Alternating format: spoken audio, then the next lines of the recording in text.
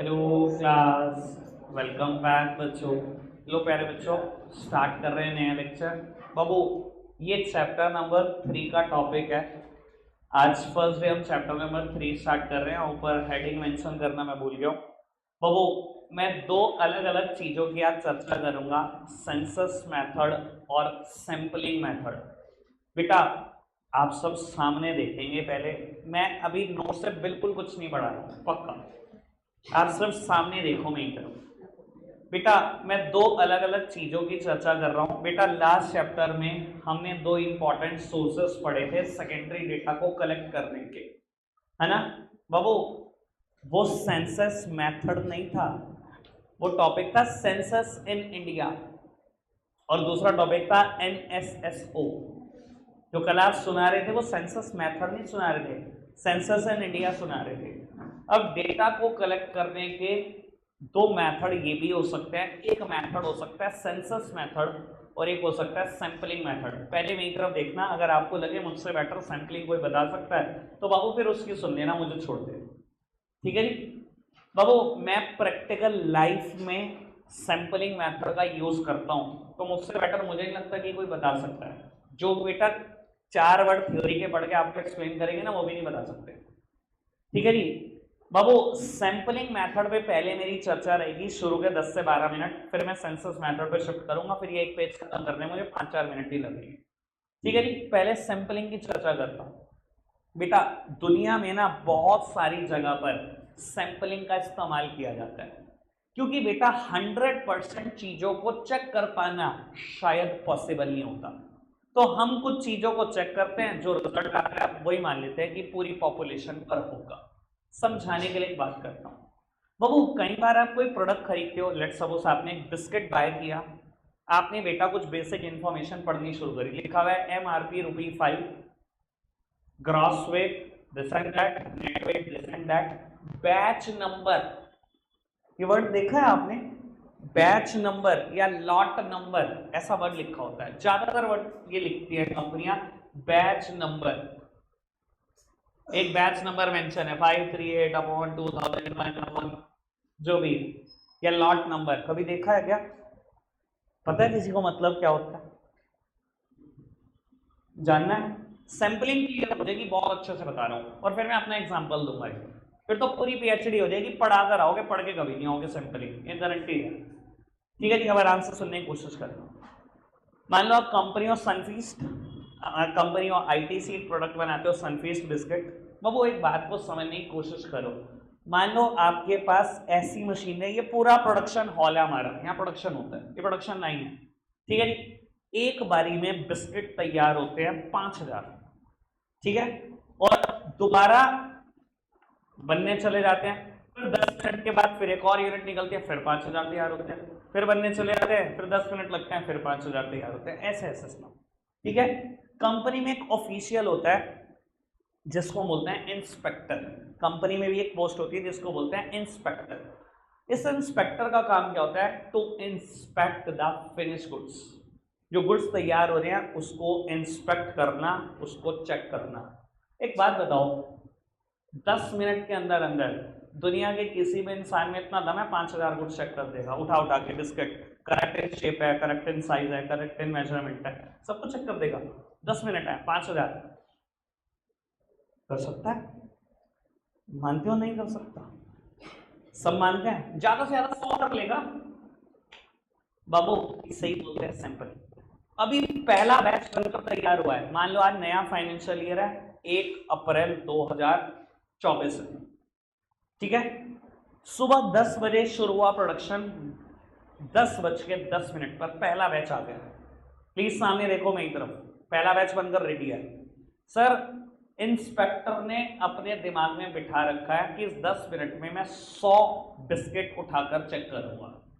जो रिजल्ट आएगा, मान लूंगा पूरी पॉपुलेशन का रिजल्ट सेम है। उसने क्या करा? बिस्किट उठाने शुरू करे, चेक करने शुरू करे। 100 बिस्किट उठाए, 2 खराब निकले इन शेप। बाबू, उसने मान लिया 100 में से 2 खराब, मतलब 2% गुड्स वेस्टेज है, खराब बनते हैं। क्या उसने एंटायर पॉपुलेशन को चेक किया? क्या ईच एंड एवरी आइटम को चेक किया? क्या करा उसने? इस मेथड को बोलते हैं सैंपलिंग। उसने सैंपल ही तो लिया। समझ में आ रही है बात? क्या जो मैं बात समझाने की कोशिश कर रहा हूं सब तक पहुंच गई कि सैंपलिंग क्या चीज होती है? बाबू अगले 10 मिनट के बाद फिर बैच नंबर 2 बनकर आया 10:20 पर। बाबू उसने फिर 10 मिनट लगाए और कोई भी रैंडम से 100 पुट्स उठाने शुरू कर दिए। जो रिजल्ट आया मान लिया वही एंटायर पॉपुलेशन का रिजल्ट है। ठीक है जी। सर बैच नंबर कैसे लिखे जाते हैं? आप समझदार हो, इशारा मिल गया होगा। 10:10 पे बना बैच नंबर 1, फिर बैच 2, बैच 3, बैच 4। जब भी आपकी किसी भी प्रोडक्ट से रिलेटेड कोई भी कंप्लेन होती है, कंपनी सबसे पहले आपको कहती है आप बैच नंबर बता दो जी अपने प्रोडक्ट का, ताकि कंपनी अपने भी बैच नंबर में चेक करा सके। वो भी हर चीज डिटेल में लिखते हैं, इस बैच में क्या क्या कमियां आई थी। कंपनी के पास सारे रिकॉर्ड रहते हैं। एक साल में कितने बैचेस बन जाएंगे आप सोच सकते हो यार। ऐसे ही मोबाइल फोन मैन्युफैक्चरिंग वाले भी करते हैं, ऐसे ही व्हीकल मैन्युफैक्चरिंग वाले भी करते हैं, सब ऐसे ही करते हैं। कोई दिक्कत कोई परेशानी तो नहीं? कई बार आपने ऐसा सुना हो, मैं आपको बता देता हूँ। मान लो कोई गाड़ी है किया की साइटॉस, ठीक है बाबू, एक कंप्लेन आई, उन्होंने आरसी देखी बैच नंबर ये था। दूसरी कंप्लेन आई, आरसी देखी बैच नंबर सेम था। तीसरी कंप्लेन आई, आरसी देखी बैच नंबर सेम था। वो समझ गए हर बैच में कमी आई है इस प्रोडक्ट का। कई बार आपने सुना होगा किया ने अपनी इतनी गाड़ियां मार्केट से वापस मंगा ली। सुना है? ऐसी न्यूज़ भी सुनी है? मैं भेज दूंगा, नहीं सुनी तो। आती हैं, डेली बेसिस पे आती है ऐसी न्यूज़, क्योंकि कंपनी को क्लियर हो जाता है इस बैच में सारी गाड़ियां ही खराब हो गई हैं, यानी कि प्रोडक्शन में ही कोई एरर हो गई हो। ये बैच नंबर की इंपॉर्टेंस है जो आपको नहीं पता होगी। मैंने सैम्पलिंग भी क्लियर कर दिया और बैच नंबर भी क्लियर करने की कोशिश की आपको। सब क्लियर? अब मैं आऊँ जरा एक अपना एग्जांपल दे दूँ सैम्पलिंग पर, पूरी पीएचडी हो जाएगी। सैम्पलिंग पढ़ा कर आओगे, देख लेना इसके बाद। बाबू 1 अप्रैल से लेकर 31 मार्च हमारा फाइनेंशियल ईयर है। बाबू जैसे ही फाइनेंशियल ईयर क्लोज होता है, आरबीआई की तरफ से ना चार्टर्ड अकाउंटेंट को ऑडिट मिलते रहेंगे। बाबू रिजर्व बैंक ऑफ इंडिया अपने हर कॉमर्शियल बैंक की हर ब्रांच का ऑडिट कराता है, हर ब्रांच का विद अ चार्टर्ड अकाउंटेंट। एक चार्टर्ड अकाउंटेंट ऑडिट करने वाला होता है, ये असाइनमेंट आरबीआई देता है सीएस को। ठीक है। अब मैं आपको बता देता हूँ, ज्यादातर सीएस को 2 से 3 ब्रांचेस मिलती हैं और एक्सपेक्ट किया जाता है 15 दिन में आप तीनों ब्रांचेस की सारी ट्रांजेक्शन सेटल डाउन करके आरबीआई को रिपोर्ट कर दोगे। मैं आपको अब थोड़ा सा सोचने की समझने की कोशिश करना है ये प्रोजेक्ट कितना कॉम्प्लेक्स है। मतलब एक बैंक में स्टाफ है 10, उन्होंने जो 365 दिन में ट्रांजैक्शन करी, आप एक चार्टर्ड अकाउंटेंट से उम्मीद कर रहे हो 5 दिन में पूरी ब्रांच की हर ट्रांजैक्शन चेक कर देगा? बताओ इट इज प्रैक्टिकली पॉसिबल और नॉट? है पॉसिबल? 10 आदमियों ने मिलकर जो पूरे साल भर में किया, आप एक सीए करें 5 दिन में सारी चेक कर दो, रिपोर्ट भी कर दे मुझे, हो सकता है? जो हम मेथड इस्तेमाल करते होंगे, क्या करते होंगे? एक और लगा, जो मेथड इस्तेमाल करते होंगे वो क्या होता होगा? सैंपलिंग।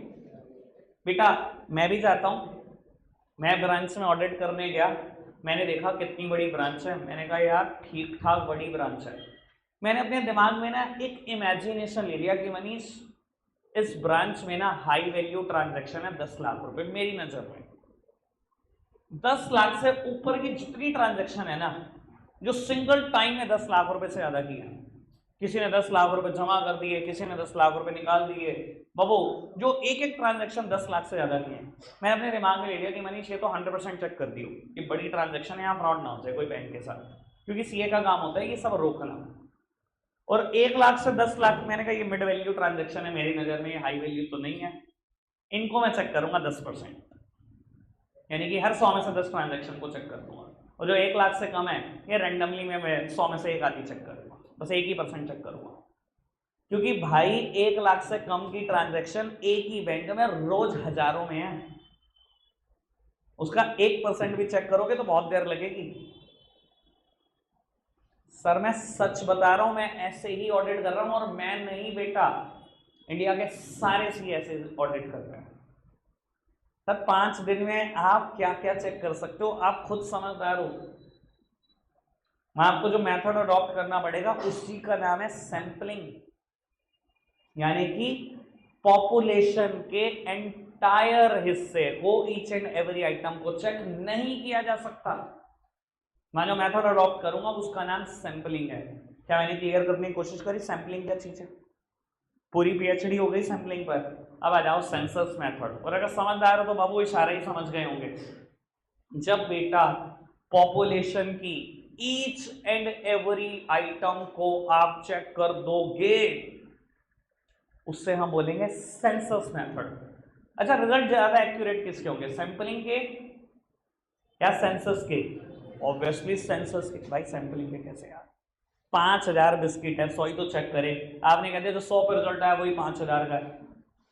सब ज्यादा भी हो सकते थे वेस्टेज, और कम भी हो सकती थी। मैंने तो 100 के रिजल्ट को 5000 का रिजल्ट मान लिया ना, ये तो अजीब जबरदस्ती है। समझ में आ रहा है ना? ज्यादा रिजल्ट एक्यूरेट रिलायबल किसके होंगे बेटा? ऑब्वियसली सेंसस मेथड के। पर at the same point of time आपको नहीं लगता सेंसस मेथड बहुत ही कॉस्टली होगा? बहुत ही कॉस्टली। सर एक इंस्पेक्टर 5000 बिस्किट तो नहीं चेक कर सकता, कम से कम 20 इंस्पेक्टर लगाने पड़ेंगे आपको अगर ये काम कराना है उसी 10 मिनट में। तो बाबू एक इंस्पेक्टर की सैलरी और 20 इंस्पेक्टर की सैलरी समझ में आती है? एक चार्टर्ड अकाउंटेंट नहीं सारी बैंक की सारी ट्रांजेक्शन चेक कर सकता। 20-25 लगा दो अगर ये काम कराना चाहते हो, बाबू आरबीआई लुट जाएगा ये कराते कराते। क्या मैं क्लियर हूं अभी तक इस बात को लेकर कि बाबू सैंपलिंग सस्ता पड़ता है, पर at the same point of time sampling हर जगह पे इतना रिलायबल नहीं होता। रिलायबल सेंसस ही है पर वो eight the same point of time बड़ा महंगा पड़ता है। और अगर आप समझदार हो तो बाबू सेंसस मेथड का इस्तेमाल शायद प्राइवेट इंस्टीट्यूशन नहीं करते होंगे, ये गवर्नमेंट ऑफ इंडिया के बस की बात है इतने पैसे खर्च करना। समझ में आ रही है बात? कोई दिक्कत कोई परेशानी तो नहीं? मीनिंग पढ़ना फटाफट से सेंसस का बाबू, मीनिंग भी पढ़ दो और सुटेबिलिटी भी। मीनिंग और सुटेबिलिटी, मैं सुटेबिलिटी के सेकंड पॉइंट पे चर्चा करूंगा, सेकंड और थर्ड पॉइंट दोनों पे ही कर दूंगा थोड़ी बहुत।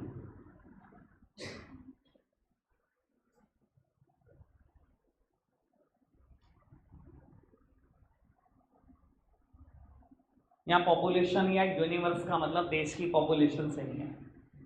यहाँ बेटा जिस भी चीज पे आप इन्वेस्टिगेशन करने जा रहे हो उसकी हर आइटम को कवर करने से मतलब है पॉपुलेशन का। क्लियर है बात? सुटेबिलिटी बाबू पहली बात तो बहुत अच्छे से समझ में आ गई होगी, और आखिरी बात भी कि भाई ये मेथड वहीं पर सुटेबल है जहाँ स्मॉल साइज ऑफ पॉपुलेशन है, जहाँ जिस चीज पर आपने स्टडी करने जा रहे हो वो बहुत स्मॉल इन साइज है। 5000 आइटम, 10,000 आइटम, 20,000 आइटम ही है, अरबों आइटम है, सेंसस मेथड लगा सकते हो? पागल हो जाओगे भाई साहब। ठीक है जी बाबू, डेटा हाईली रिलायबल है, हाईली एक्यूरेट है, वो तो पता ही है हमें बात। इधर देखना, widely diverse item in the population. अगर आपको लगता है बेटा कि जो आपकी पॉपुलेशन है जिन पर आप इन्वेस्टिगेशन करने जा रहे हो वो डाइवर्स है, डाइवर्स मतलब हर चीज में डिफरेंट है, तो बाबू वहां आपको सेंसस मेथड यूज करना पड़ेगा, सैंपलिंग नहीं कर सकते। कहने की एक बात बताता हूं, वही तो देखना, मान लो गवर्नमेंट ऑफ इंडिया चाहती है पॉपुलेशन काउंट कराना इंडिया की, सर वहां वो सैंपलिंग मेथड नहीं लगा सकते, you have to use the census method. Sampling क्यों नहीं लगा सकते? आपने एक घर में देखा 5 जने हैं, बाबू हर घर में 5 जने नहीं आने जी, 5 ही हैं, जो लिखो मल्टीप्लाई करो भाई, दे आर ऑल डाइवर्स। आपने कहा जी कितने लोग आपके घर में एम्प्लॉयड हैं? उन्होंने कहा जी 2, लिखो जी सबके घर में 2 ही एम्प्लॉयड है। आपके घर में बच्चे कितने? अरे 3, अच्छा लिखो जी सबके घर में 3। ऐसे सर जहां लोग डाइवर्स हों वहां बेटा सैंपलिंग काम नहीं करती। हाँ क्या चाहिए आपको? हर हाल में क्या चाहिए? सेंसस मेथड ही चाहिए। हर घर में बेटा अलग काउंटिंग है बच्चों की, हर घर में एम्प्लॉयड पर्सन अलग है, हर घर में बेटा मेल्स अलग काउंटिंग में है, फीमेल्स अलग काउंटिंग में है। तो बाबू ये चीज सैंपलिंग पर नहीं चल सकती, आपको क्या इस्तेमाल करना पड़ेगा? Census method. क्या ये बात समझ में आ रही है? ओके आगे बढ़ जाएं। बाबू कहते हैं requirement of intensive examination of different item.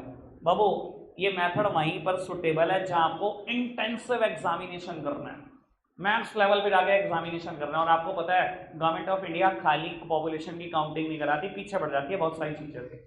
कल आपने टॉपिक भी याद किया होगा, सर चाहिए कितने ही चाहिए हमें सेक्स कॉम्पोजिशन अलग अलग, मेल कितने, फीमेल कितने, इन्फेंट कितने, चिल्ड्रन कितने, चाहिए कि नहीं चाहिए? हमें पॉपुलेशन का प्रोजेक्शन चाहिए, वहीं से एम्प्लॉयमेंट अनएम्प्लॉयमेंट सब कुछ ढूंढने की कोशिश करते हैं हम बाबू। तो बाबू अगर इतना इंटेंसिव एग्जामिनेशन करना है तो सेंसस मेथड ही काम करेगा, सैंपलिंग कभी नहीं कर सकता। आगे बढ़ाते हैं बेटा बात को, मेरिट्स पर चर्चा करेंगे और डीमेरिट्स पर चर्चा करेंगे। पहले डीमेरिट्स। सर वैसे तो सब कुछ नाम से ही क्लियर हो जाएगा, एक बार फिर भी अगर आपको लगता है तो आप मैटर भी बढ़ सकते हो। सर महंगा है, विदाउट अ डाउट। सर अगर सेंसस मेथड का यूज करना है तो बहुत बड़ी मैन पावर चाहिए। सर अगर पॉपुलेशन ही काउंट कराने जा रहे हो, इंडिया की इन्वेस्टिगेटर अकेला कर देगा? मतलब गवर्नमेंट ऑफ इंडिया ऐसा इन्वेस्टिगेटर कर देगी अकेले? सर नंबर ऑफ एन्यूमरेटर्स चाहिए आपको, कितने लोगों की हेल्प लोगे तभी जाके पॉपुलेशन काउंट होगी, एक आदमी तो नहीं कर सकता, बहुत बड़ी मैन पावर चाहिए ना। As well as sir not suitable for large investigation. Sir बहुत बड़े इन्वेस्टिगेशन के लिए मेथड सुटेबल नहीं है, हमारा सैंपलिंग ही काम आएगी। पर गवर्नमेंट ऑफ इंडिया को कौन समझाएगा बात? ठीक है ना जी। सर एक बार पढ़ना चाहते हो विद मैटर पढ़ सकते हो, मेरी तरफ से, मैंने तरफ से तो हो गया, बाकी आगे पढ़ना है तो कोई दिक्कत नहीं। हाँ इन्हें जल्दी छुट्टी करी यार, करो फटाफट एडवांटेज निकले हम भी, कोई दिक्कत कोई परेशानी, बढ़े आए आगे। बाबू मेरिट्स पढ़ दो, शक्लें देख लो, मैटर पढ़ दो, कोई प्रॉब्लम आती है पूछ लो, यही खड़ो, जल्दी से पढ़ो, एडवांटेज पूछना शुरू करो, प्रॉब्लम्स है जो मैंने अभी बताने की कोशिश करी थी। बाबू अगर लोग ज्यादा डिफरेंट हैं इन देयर कैरेक्टरिस्टिक, यूनिवर्स की हर आइटम एक दूसरे आइटम से सेपरेट है, डिफरेंट है, तो बाबू वहां सैंपलिंग मेथड काम नहीं कर सकता ना। अगेन मैंने अगर ये सोच लिया कि एक घर में 5 लोग हैं, इंडिया के सारे घरों में 5 लोग हैं, तो बहुत बड़ी बेवकूफी है। हर घर में अलग काउंटिंग है भाई। तो डाइवर्स कैरेक्टरिस्टिक के केस में बेटा आपको सेंसस ही फॉलो करना पड़ेगा। डन? Crystal clear? रखते हैं आज के लिए इतना ही है प्यारे बच्चों, बाय बाय।